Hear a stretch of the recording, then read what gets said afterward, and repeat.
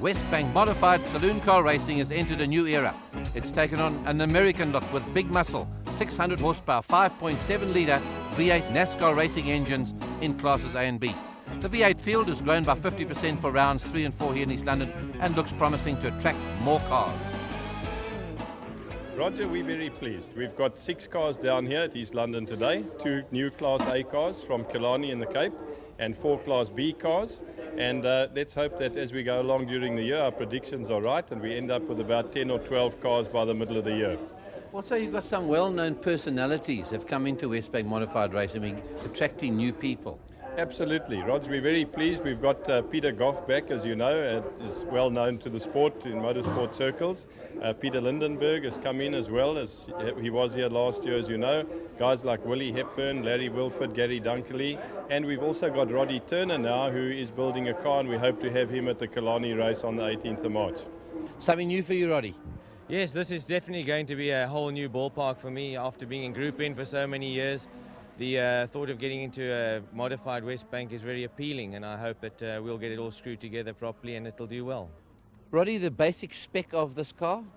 This one is a V8 5.8 litre 4-speed gearbox, solid back axle, and it's really a basic unit with a lot of power and with a simple suspension to keep the costs down and to make the driving really exciting. And it's got mighty wide Goodyear tyres. Certainly it has, yes. We need those to put the power on the road.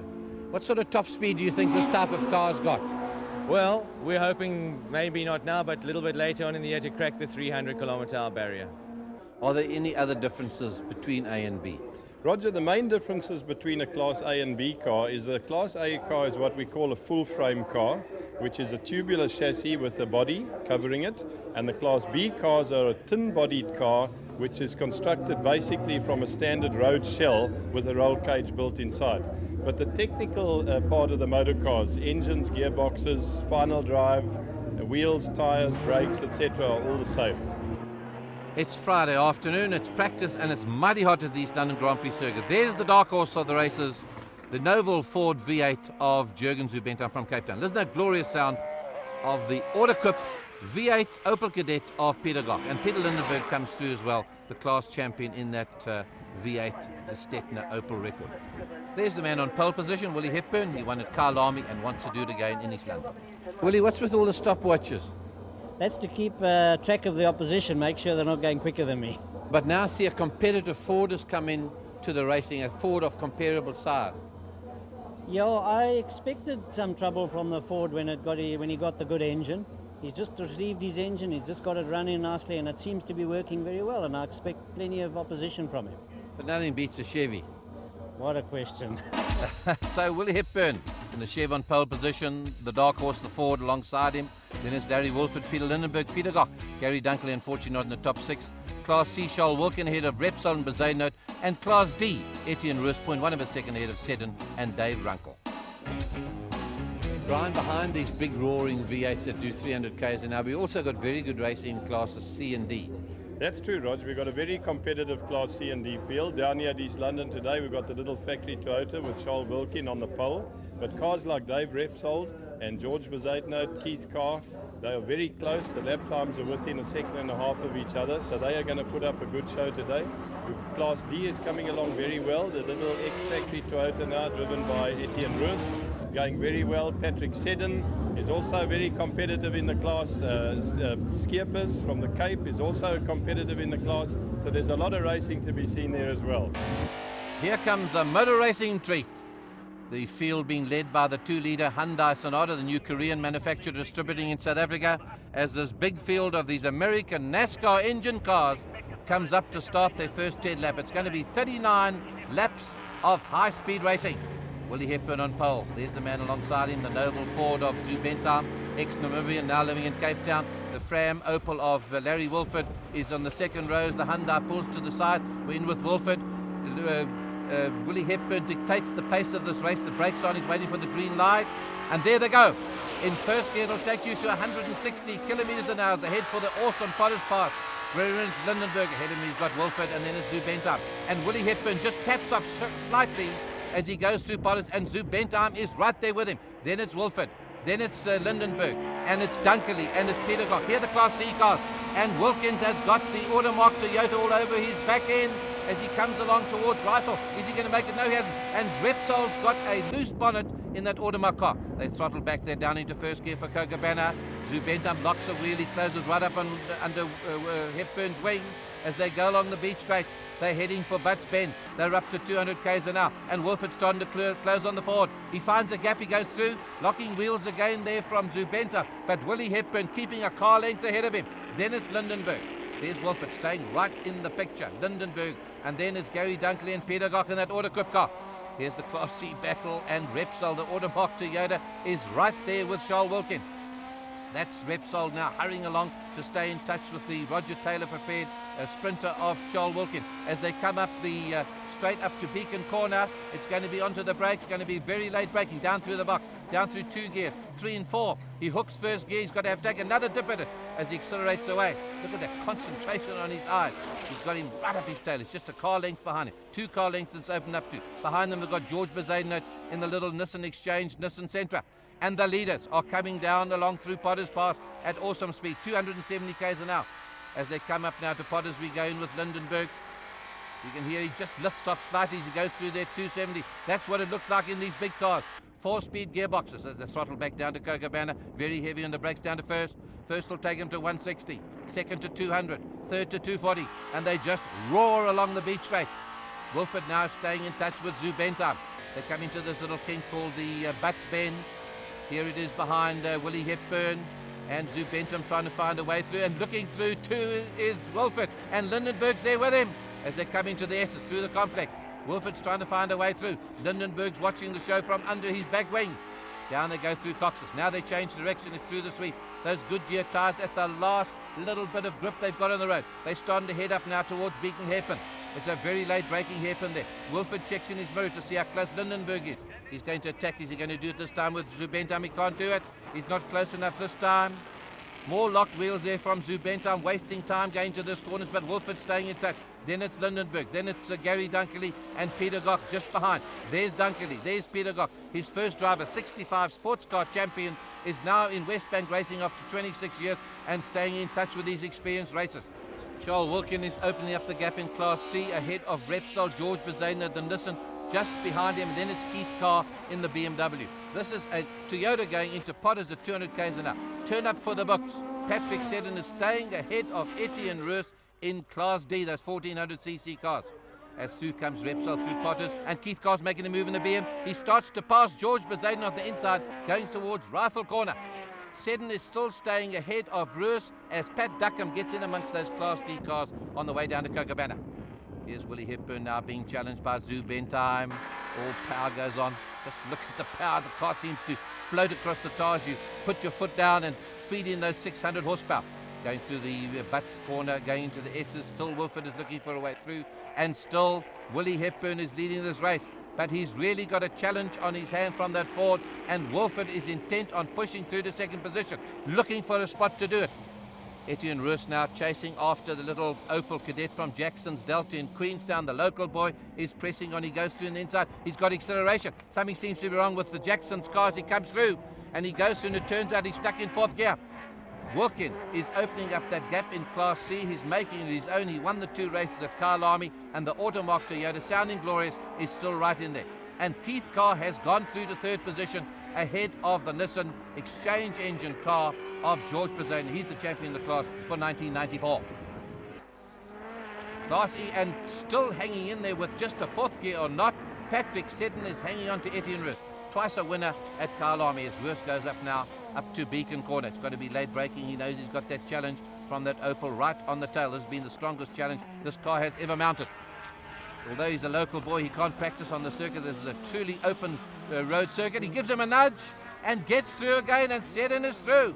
He pushes him out of the way, and now Etienne Roos has got to make another plan. Here comes Hepburn. Zubentham trying to go around the outside as he came around Rifle Bend. What a place to do it. Well, he defends his line as he goes down there back into the first of those 4 gears, feed in the power. Then it's Larry Wolford still looking for a way through as they go along the beach straight. They're passing some of those smaller cars through the Butts Bend. They've throttled down now, down to 3rd, down to 2nd.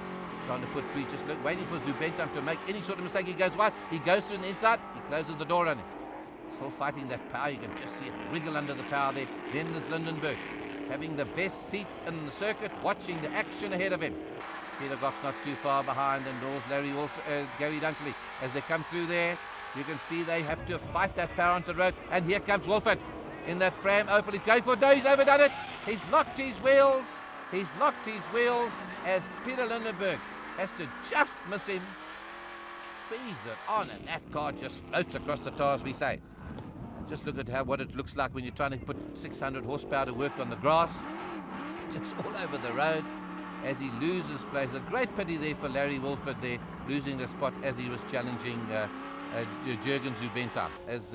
Here he comes. It's Wilkins with Larry Wolfert recovering now to try and make up a few places, but he's well down the field.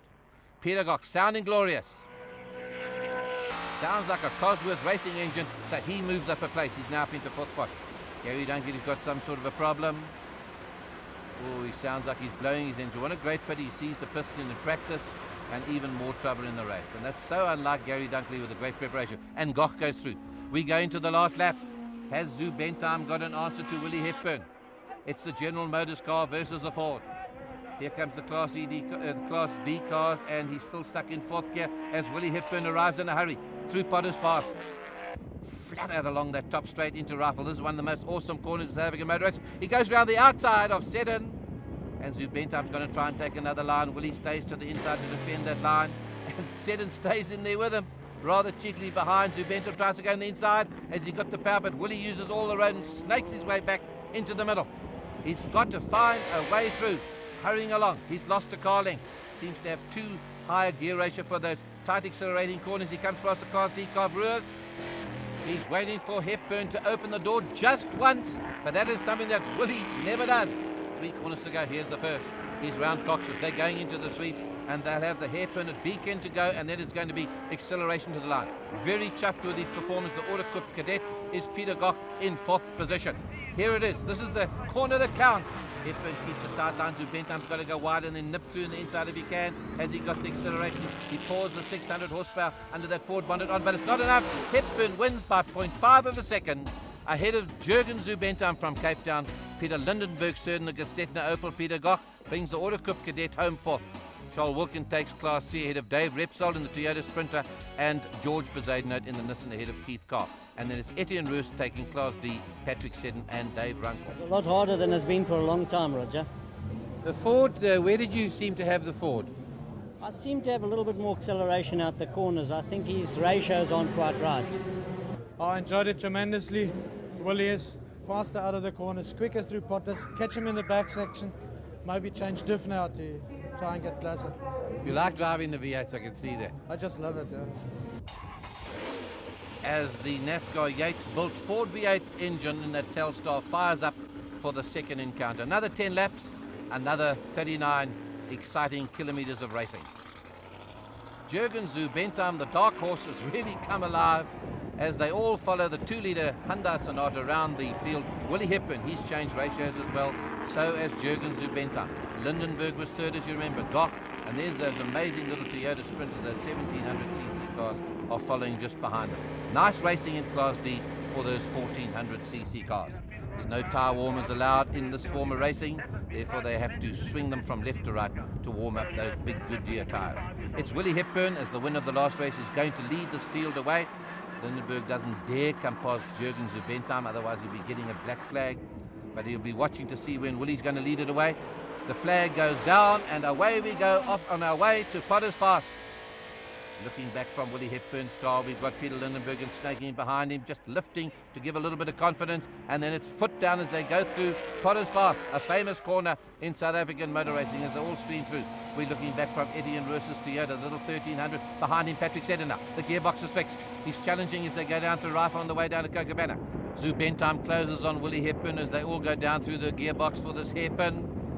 Those amazing Toyotas still in front of Class C with Wilkins and Repsol. Zubentam staying in touch with Willie Hepburn. There's the Gestetner car and the Auto Coupe car, Peter Goch. It's Wilkins and Repsol. And the Nissan is a lot closer this time. Amazing cars on this first lap, staying in touch with these big V8s. as they accelerate up towards us at Beacon Hairpin. Up 2 shells they come up, and then it's very late onto the brakes. And this time Peter Gok, who's now got used to the power of this car, is starting to challenge Lindenberg. He goes through on the inside. Hepburn is leading at the moment. He's got 5 car lengths. It's Zubentheim, Peter Lindenberg in the Gestetner car. Peter Gok is next. And Wilkin leads through with Repsol there. Then is Bezuidenhout and Norman Poulter from the Transvaal. First outing here at East London is in 4th position. Peter Gok is becoming a real threat now to Peter Lindenberg. Etienne Roos is leading the Jackson Delta car in Class D. Dave Runkel, that blue one from Cape Town. Then it's Leon Skeppers. We're into them now. These cars are doing upwards of 210, 220 kilometers an hour as they go up to Potters. He's looking for a way through Skeppers. The Opel of Runkel from Cape Town just ahead of him. Here they are in the pack, and behind they've got Zepp Prix in his Toyota. The Gestetner car is in trouble now as far as Gok is concerned. He's really starting to challenge him. He's starting to move over to try and find a way through, but he just doesn't seem to have the horsepower. It's Hepburn. He's opened up the gap to 10 car lengths. Zubentheim is staying in there. He's waiting for that traffic for the slower cars to arrive, and then maybe he can close up onto Hepburn's tail. 3rd position, the Gestetner Opel of Lindenberg. Peter Gok is 4th, still hanging in there. Still wanting to challenge him. He's lost a little bit of ground, but he'll be closing up. Wilkins is starting to creep ahead. Repsol is fading in the picture. The ever consistent and very talented student there from Pretoria is giving a good account of himself. Leon Skeppers now going into the pits. He's got a missing engine. Be one of the first pits. Here they are. His pit men are waiting for him to take the bonnet off to see what's going on under the bonnet. It's got a serious miss there now. Hope it's not too serious, and he'll get back into action. Doesn't seem too serious. Oh, the bonnet's coming off. That's going to hold him up, and the other Class D cars have got. But Zubentheim seems to be closing. Zubentheim, as he throttles back down to Kokobana, down a very steep hill. Doesn't show it here, but it's steep. Heavy on the car, heavy on the brake. Those discs start to glow red hot. And he's starting to close on Willie Hepburn. We're halfway through the race, and he has a chance. Here he is hurrying along the beach straight at great speed. They're into the Butts corner just on 200 k's. Now Hepburn's on the dirt. He's trying to pass some of those slow cars. Pieces of bodywork go flying. He's into the Class D cars, and he can't get through cleanly. He's gone onto the dirt to miss them. It's taken his front spoil off, and Zubentheim smells blood. He's going for the kill. He sees that Willie Hepburn has lost parts of his bodywork, and he's going for him. He's got safely past those Class D cars. It's Etienne Roos and Patrick Seddon. Now he's going for him. Willie Hepburn, without that front spoiler, is going to be understeering very badly and overheating his tires. Look how much he turns those wheels and he goes through Beacon. He has got to straighten that car under power, and Zubentheim is after him with a vengeance. It's going to make that car unmanageable with those aerodynamics gone, and Zubentheim's got right onto his tail. He's passing as they go along. The straight to Rifle Bend, he's got him, and Zubentheim is going to take this brand new Ford to its first win. As he throttles back there for Kokobana, he must be a very happy man in the car, and there's nothing that Willie Hepburn's going to be able to do to catch up to Zubentheim. Skeppers is back in the race, but way behind in Class D. The Scotonian, a previous winner in Class D, always in the hunt, wants to keep circulating to get points. Here he comes through Potters now. It's not healthy, but he's just going to keep going to get the points that go with 4th position in the class. Lindenberg defending 3rd position down to Kokobana. He knows he's got Peter Gok challenging. Oh dear, he boots it. There's something wrong with the motor car. Listen to the noises coming from that back axle. Sounds like a side shaft has gone as Gok just tears through. Look at the speed of that car as it comes past him. So Gok happy. 4th in the first race, 3rd in this race, and Peter Lindenberg, always a competitor in Formula 1 powerboating or motor car racing. He's going to stay in there right to the end to collect the points that go with his 4th position. Here's history in the making. A new win in Wesbank modified racing. Jürgen Zubentheim from Cape Town wins ahead of Willie Hepburn and Peter Gok. Willie did the first 3 laps, he absolutely did flyers. Much faster than the first race. Then he was starting to slide a bit, and I thought, yeah, I just have to hang in there. And then he tried to take 3 back markers in a shot, and it didn't work out. So he went into the grass, lost the spoiler. And you couldn't believe it. Oh, how lekker. How's that for a happy man? Jürgen Zubentheim, we're going to hear a lot more of him in the future. Noble Ford puts it across Willie Hepburn and the big Sabre Opel and Peter Gok. Charles Wilkin has had his 4th win in a row ahead of Repsol.